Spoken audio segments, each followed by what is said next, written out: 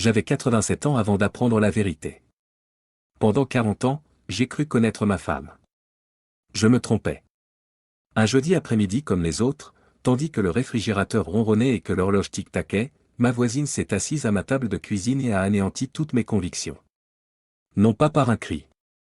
Non pas par une dispute. Par des mots doux et calmes, mais tranchants comme des lames. Mon mariage n'était pas devenu un mensonge, il l'avait été, depuis le début. Bernd Wolf, 87 ans, un homme qui pensait avoir pleinement vécu sa vie. Et vous vous demandez peut-être, comment survit-on à une telle épreuve? J'avais 30 ans quand j'ai vu Rose pour la première fois. Elle a ri, et j'ai trouvé que c'était le plus beau son du monde. Ce que j'ignorais alors, et qui me fait encore souffrir aujourd'hui, c'est qu'à ce moment-là, je n'aimais pas Rose. J'aimais le sentiment qu'elle suscitait en moi. C'est une nuance que la plupart des gens ne comprennent que trop tard. Pendant 40 ans, j'ai vécu aux côtés d'une femme sans jamais vraiment me poser la question, est-elle encore là? Pas physiquement, cela va de soi. Mais intérieurement. Son cœur est-il toujours présent, dans cette pièce, dans cette vie que nous avons construite ensemble? Je ne me suis jamais posé cette question.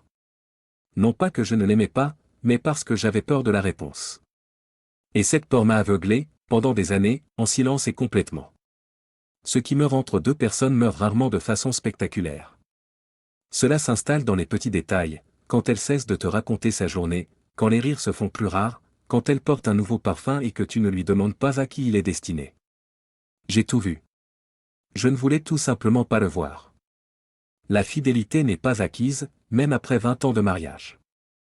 Si vous êtes en couple aujourd'hui, posez-vous honnêtement la question, savez-vous encore ce qui motive vraiment votre partenaire? Pas ce qu'il ou elle disait il y a 10 ans, mais ce qu'il ou elle ressent aujourd'hui, ce dont il ou elle a besoin aujourd'hui, ce qui le ou la fait craindre aujourd'hui. La plupart des gens vivent leur mariage comme des êtres routiniers, et non comme deux personnes qui font de nouveaux choix chaque jour. Et à un moment donné, on réalise qu'on vit côte à côte, mais pas ensemble. Je ne regrette pas d'avoir aimé. Je regrette d'avoir cessé d'être attentive. L'amour n'est pas un état que l'on atteint et que l'on possède ensuite. Il exige de l'attention non pas de grands gestes théâtraux, mais une observation quotidienne et sincère. Rose me l'a montré de la manière la plus douloureuse qui soit. À 87 ans, assise dans une petite pièce, je sais, le silence entre deux personnes est plus éloquent que n'importe quelle dispute et bien plus dangereux. Je croyais que Frank Peterson était mon meilleur ami. Pendant 20 ans, nous avons bu des bières ensemble, posé des toitures, réparé des voitures et je pensais le connaître par cœur. La proximité n'est pas synonyme de loyauté. C'est une expression que j'ignorais à l'époque, mais que je comprends aujourd'hui profondément. On peut côtoyer quelqu'un pendant des décennies, connaître son visage, son rire et pourtant ne pas savoir qui il est vraiment quand personne ne le regarde. Ce qui nous aveugle, ce n'est pas la naïveté. C'est la confiance que nous avons bâtie au fil des ans, brique par brique, comme une maison, et que nous refusons de détruire car nous y avons trop investi. J'ai vu les signes. La clôture que Frank a fait construire entre nos propriétés. Les jours de maladie qu'il passait à la maison alors que la voiture de Rose était garée dans l'allée. Je les ai vus et j'ai détourné le regard car l'alternative que mon meilleur ami me trompe était impensable. Et c'est précisément là le piège, nous préférons protéger l'image que nous avons de quelqu'un plutôt que la vérité qui est pourtant sous nos yeux. La plupart des gens l'apprennent trop tard, car la véritable amitié se construit lentement, et la trahison se révèle encore plus lentement. Elle ne surgit pas soudainement.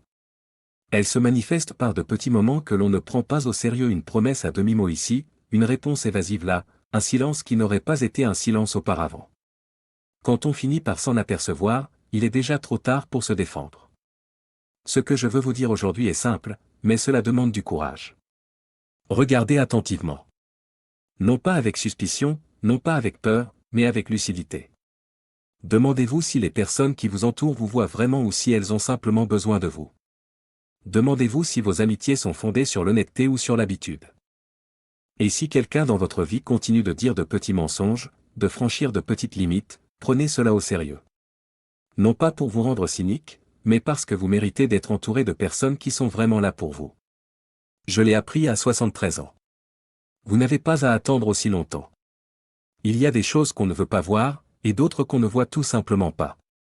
Pendant longtemps, j'ai cru appartenir à la seconde catégorie. Mais la vérité est plus complexe, je ne voulais pas voir. Chaque mercredi soir, Rose quittait la maison, rayonnante d'une sérénité que je n'ai jamais remise en question, car j'aimais la voir heureuse. J'interprétais sa joie comme un signe que notre mariage fonctionnait. En réalité, c'était le signe qu'elle vivait ailleurs. C'est l'angle mort dont personne ne parle. Non pas l'instant précis où l'on néglige quelque chose, mais les années durant lesquelles on détourne volontairement le regard sans s'en rendre compte. L'esprit nous protège de la souffrance, c'est son rôle. Il érige un rempart de confiance, d'habitude, de cette conviction silencieuse, une personne comme ça ne me ferait pas ça. Et derrière ce rempart, une vie entière peut disparaître, tandis que l'on croit tout maîtriser. J'ai aidé à construire la clôture. Celle que Franck a érigée entre nos propriétés, soi-disant pour préserver notre intimité.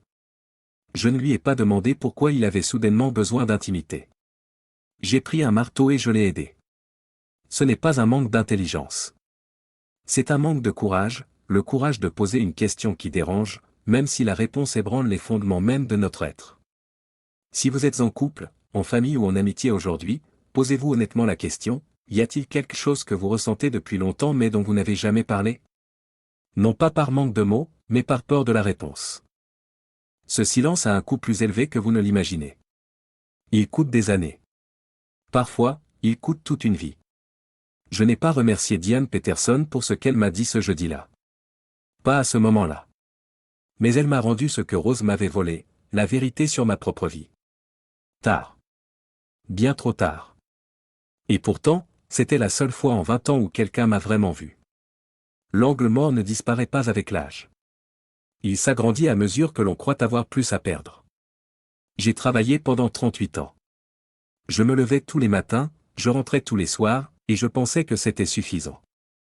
Je croyais que si l'on travaillait honnêtement et que l'on faisait confiance à sa femme, les bases étaient solides. Mais la confiance ne se mesure pas à un relevé bancaire et je l'ai compris bien trop tard. Pendant que je travaillais, pendant que je croyais construire notre vie, ce qui m'appartenait s'érodait silencieusement et progressivement. Non pas par la force, mais par la patience. Rose avait transféré de petites sommes d'argent pendant des années. Des sommes si infimes que je ne les avais jamais remarquées. Un compte joint que je ne vérifiais jamais vraiment, car je lui faisais confiance et je pensais que l'argent ne la regardait pas, du moment que les factures étaient payées. C'était mon erreur. Pas la seule, mais la plus coûteuse. Quand mon avocat a tout déballé, il a découvert des dettes à mon nom que je n'avais jamais contractées. Des cartes de crédit que je n'avais jamais demandées. Une deuxième hypothèque sur la maison que j'avais achetée en 1957. La plupart des gens pensent que la vigilance financière est synonyme d'avarice ou de méfiance envers son partenaire. Ce n'est pas le cas. Il ne s'agit pas de méfiance, mais de transparence. Une vie commune exige une connaissance partagée, et pas seulement des sentiments partagés. Si un seul partenaire connaît le montant des finances, l'étendue des dettes et les contrats en vigueur, il ne s'agit pas de confiance, mais de dépendance. Et la dépendance vous rend vulnérable, et vous ne vous en rendez compte que lorsqu'il est trop tard. Si vous savez encore aujourd'hui ce que contient votre compte joint, le montant de votre pension, les contrats à votre nom, alors notez-le. Écrivez-le. Posez des questions si quelque chose n'est pas clair, même si la question est délicate. Non pas parce que votre partenaire ment, mais parce que vous avez le droit de savoir où vous en êtes. Je n'avais pas ces informations. Et quand Diane s'est assise à ma table de cuisine et m'a dit la vérité, je n'ai pas seulement perdu ma femme, j'ai perdu la maison, les économies, 40 ans de travail. Ma pension était la seule chose qu'il ne pouvait pas toucher. La seule chose. Et c'est ainsi que je suis entré en maison de retraite, avec une valise et la certitude que le silence n'est pas synonyme de paix. À 73 ans, je me tenais sur le trottoir devant ma maison, celle que j'avais achetée en 1957, repeinte, retapée et aimée, et je regardais ma femme refermer la porte derrière elle. Je tenais une valise. Tout le reste lui appartenait. À cet instant, j'ai compris quelque chose que personne ne m'avait jamais appris, continuer à vivre n'est pas une question de courage. C'est prendre une décision avant même de savoir si l'on en a la force. La plupart des gens pensent que la résilience consiste à ne pas tomber. C'est faux. Je suis tombé profondément, silencieusement, sans drame. Ce qui m'a permis de tenir le coup, ce n'était pas la force. C'était simplement le fait que le lendemain matin arrivait, que je le veuille ou non. Ceux qui croient devoir être forts pour continuer à attendre une force qui n'est pas présente à cet instant précis. Et c'est précisément cette attente qui coûte à la plupart des gens des années de leur vie. Ce qui nous retient vraiment, ce n'est pas la douleur, c'est la honte. J'avais honte de ne pas l'avoir vu. Pendant 20 ans, j'ai ignoré les signes parce que je faisais confiance à ma femme et avec le recul, cette confiance me paraît une folie. Mais la confiance n'est pas une faiblesse. C'était ce qu'il y avait de meilleur en moi. La honte a failli me consumer avant que je ne comprenne qu'elle ne pouvait rien m'apprendre que la douleur ne m'ait déjà enseigné. Si vous traversez une période difficile aujourd'hui, une rupture, une déception, une perte encore vive, ne vous demandez pas si vous êtes assez fort. Cette question ne vous mènera nulle part. Demandez-vous plutôt quelle est la prochaine petite action que vous pouvez entreprendre sans porter tout le fardeau d'un coup. Pas demain. Aujourd'hui. Un seul pas. J'ai vécu dans cette maison de retraite pendant plus de 20 ans. Chambre numéro 4, petite fenêtre, commode étroite. Et pourtant, je suis toujours là. Non pas parce que j'étais particulièrement fort, mais parce qu'à un moment donné, j'ai cessé d'attendre que la douleur disparaisse et j'ai commencé à vivre tant qu'elle était présente. Ce n'est pas une histoire de héros. C'est la seule vérité que j'ai vraiment apprise en 87 ans. Il arrive un moment dans la vie que personne ne vous explique. Personne ne vous y avertit, personne ne vous y prépare. On réalise soudain qu'on ne veut pas être un fardeau pour ses enfants et à cet instant précis, on commence à se perdre. J'ai vécu ce moment. Brutalement. Je me tenais là, une valise à la main, sur le trottoir devant la maison que j'avais achetée en 1957, sachant que mes enfants avaient leur propre vie. Qu'ils m'aimaient, mais cet amour seul ne suffit pas à combler le vide. Mon fils Daniel vivait en Californie. Il m'a hébergé pendant 4 mois. J'ai vu à quel point cela mettait son mariage à rude épreuve, comment sa femme ne mettait le couvert que pour 2, comment la distance entre nous se réduisait chaque jour davantage. J'aurais pu rester. J'en avais le droit. Mais il y a une différence entre le droit de rester et la sagesse de partir, et la plupart des gens ne comprennent cette différence que bien trop tard. Nous nous accrochons à nos enfants parce que nous croyons que c'est de la proximité. Ce n'est pas de la proximité. C'est de la peur. Ma fille Christine pleurait au téléphone. Elle disait qu'elle aurait aimé pouvoir faire plus. Elle ne pouvait pas, elle était mère célibataire, enseignante, à bout de force. Et je lui ai dit que ce n'était pas grave. Non pas que ce soit normal, mais parce que je ne voulais pas lui imposer ce fardeau. Lâcher prise ne signifie pas cesser d'aimer. Cela signifie cesser de faire porter sa propre solitude à quelqu'un d'autre. Ce qui nous retient, ce n'est pas le manque d'amour. C'est l'orgueil. C'est la conviction tacite que nos enfants nous doivent quelque chose parce que nous étions là pour eux, parce que nous avons fait des sacrifices, parce que nous sommes leurs parents. Mais les enfants ne nous doivent pas une vie que nous n'avons pas construite nous-mêmes. C'est dur à entendre. Je le sais. Si vous rencontrez des difficultés avec votre famille aujourd'hui, si vous vous sentez négligé ou mis à l'écart, posez-vous honnêtement la question, aspirez-vous à la proximité ou aux responsabilités? La réponse change tout. Non pas parce qu'elle est facile, mais parce qu'elle est vraie, et que la vérité est la seule chose qui demeure. Il m'a fallu du temps pour comprendre ce que la vie laisse vraiment derrière elle. Pas la maison. Pas l'argent que j'avais économisé pendant des décennies, sou par sou, pour que ma famille ait quelque chose. Ce qui reste, c'est ce que les autres pensent de vous quand ils sont seuls, quand personne ne vous regarde, quand il n'y a aucune raison de le faire. C'est la seule chose qui compte vraiment, et je l'ai compris presque trop tard. J'avais 73 ans quand mon monde s'est effondré. À l'instant où je me suis retrouvé avec une valise devant la maison que j'avais achetée, repeinte et aimée, je ne pensais pas à la sagesse. Je pensais à la honte. Je pensais à ce que les voisins verraient, Bernd Wolf, seul sur le trottoir, sans rien. Cette pensée a failli me briser, car toute ma vie j'avais cru que les apparences étaient plus importantes que la vérité intérieure. C'est ce que la plupart des gens apprennent trop tard. Nous passons des décennies à cultiver une image de nous-mêmes que nous voulons faire accepter aux autres, le mari fiable, le bon père, l'ami fidèle. Et pendant que nous jouons ce rôle, nous oublions de nous demander si nous sommes vraiment présents. Pas physiquement. Vraiment présent, sincèrement, attentivement, pleinement. J'étais chez moi tous les jours, et pourtant j'étais aveugle à ce qui se passait juste sous mes yeux. La présence sans attention n'est pas une connexion. Ce n'est qu'une habitude.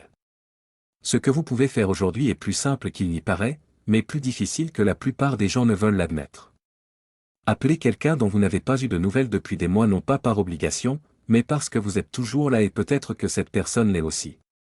Dites à votre enfant ce que vous pensez vraiment, et non ce que vous croyez qu'il veut entendre. Écrivez ce que vous avez vécu non pas pour la postérité, mais parce que le fait de l'écrire vous révèle ce que vous avez réellement vécu. J'ai perdu mon fils Daniel avant même de mourir. À 58 ans, une crise cardiaque, et je ne lui avais jamais dit à quel point j'étais fier de lui, pas avec les mots justes, pas d'une manière qu'il ait vraiment ressenti. C'est mon plus grand échec. Pas le mariage, pas la maison, pas l'argent. Cette phrase tue, qui le restera à jamais. Je suis assise dans la chambre 4.